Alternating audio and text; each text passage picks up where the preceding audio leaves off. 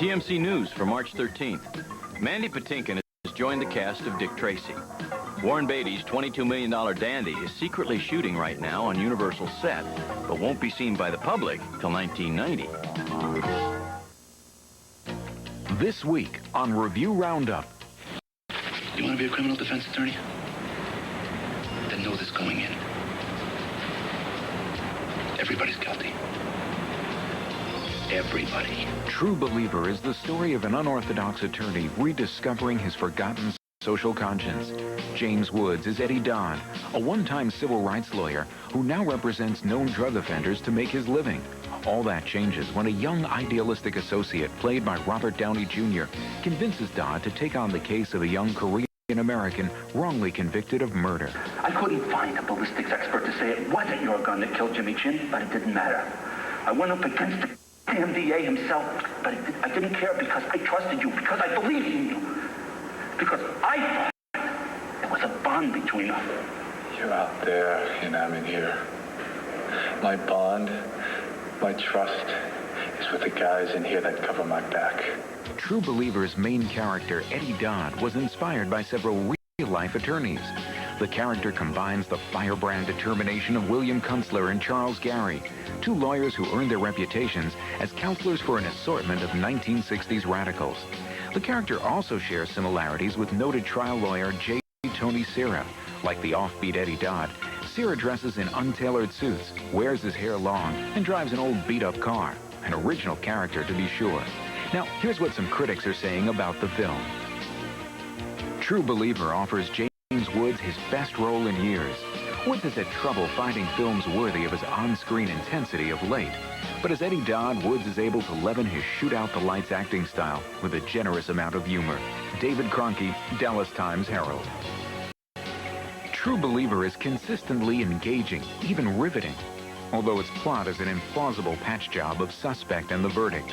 Stephen Rea, Philadelphia Inquirer. True Believer isn't filled with the surprise and audacity that marked Joseph Rubin's last film, The Stepfather, but it's still A+, a competent, coherent, energized genre movie marked by a satisfying sense of craftsmanship. Jay Carr, The Boston Globe. That's what some critics are saying about True Believer. Get the word on the latest movie releases each week on Review Roundup.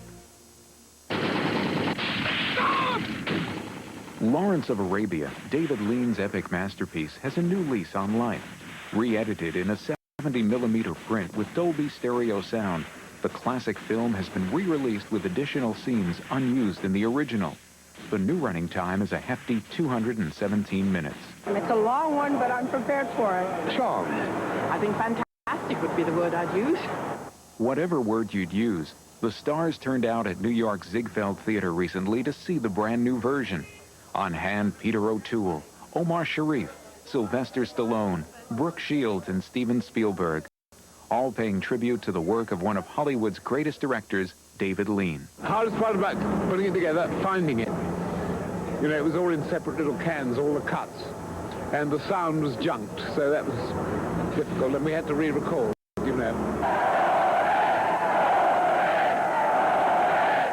Film historian Robert Harris sifted through nearly 4 tons of film to re-edit Lawrence. And once we got to it, we found that the negative was literally falling to pieces. So, through the auspices of Columbia and Dawn Steele, we got it just in time. I mean, literally in months.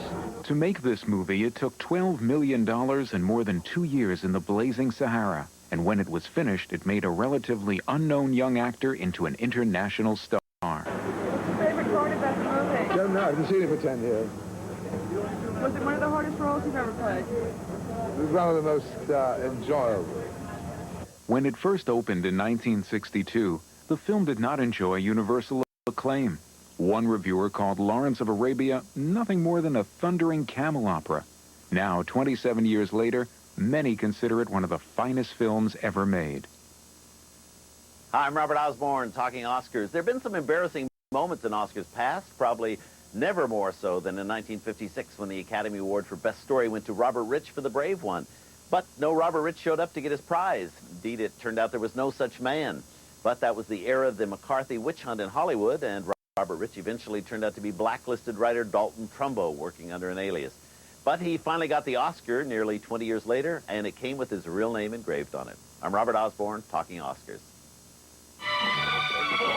Robert Redford's delightful comedy. Nobody told me. I don't think there's a problem. That doesn't mean nobody told nobody. You know already? Everybody knows already. How do you know? The cleaning lady told me. This is the greatest thing that has ever happened. The Milagro Beanfield War, playing Tuesday on the Movie Channel.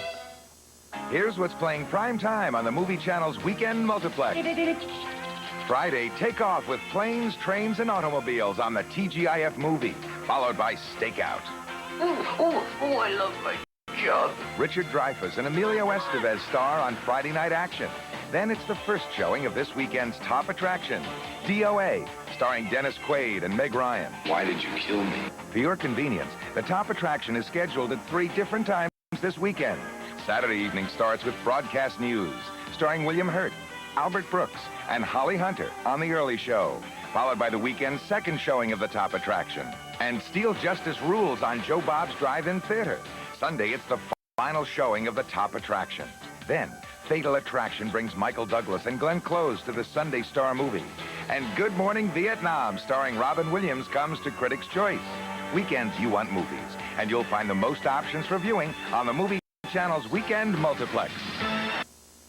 I went with my father to see The African Queen, and I was real young and said, wow, this is wonderful. This is a great movie, or this is just great. I mean, I wasn't even sure what things were.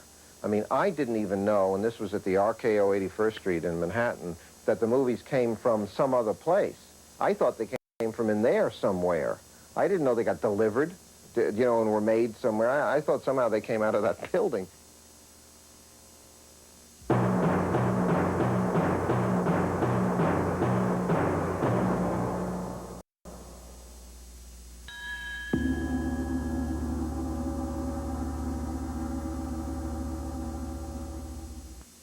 This is a Movie Channel action attraction.